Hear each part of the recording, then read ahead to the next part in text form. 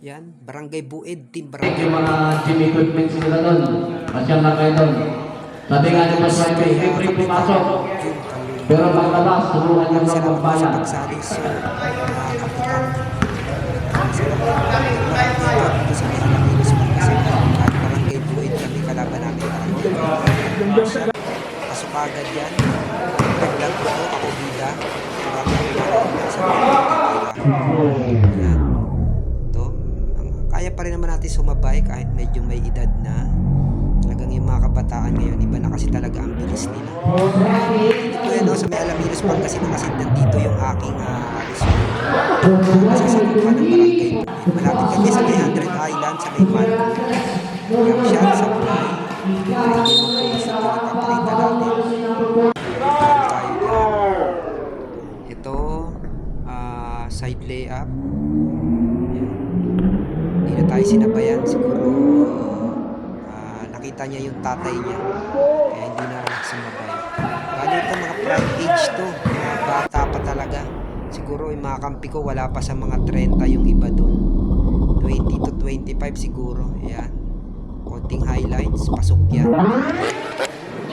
Isa sa main player namin yan. Siya yung aming main player yan.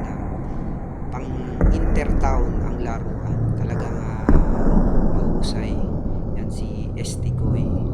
Yan, layup tayo. Siyempre, sinuulit ko ako bida rito eh. Alam nga namang makakampi ko yung mapa.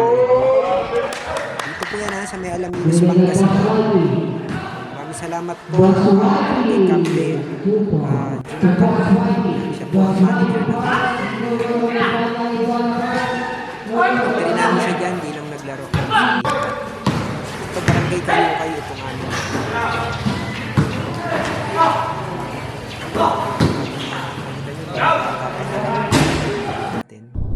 Sablay.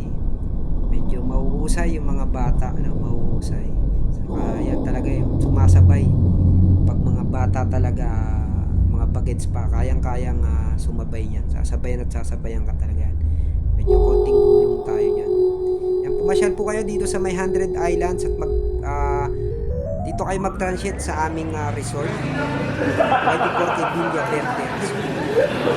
Pag hinintay nyo guys, message nyo lang. Dito lang kami sa may Zone 6, Barangay Buid, Alaminos, Pangasinan. Lay up tayo. Pasok nyo. Nakatakbo pa rin naman kahit paano. Veterans moving, then pump, pull-up jumper. Pasok yan. Awa nga lang. Mahalaga, pasok.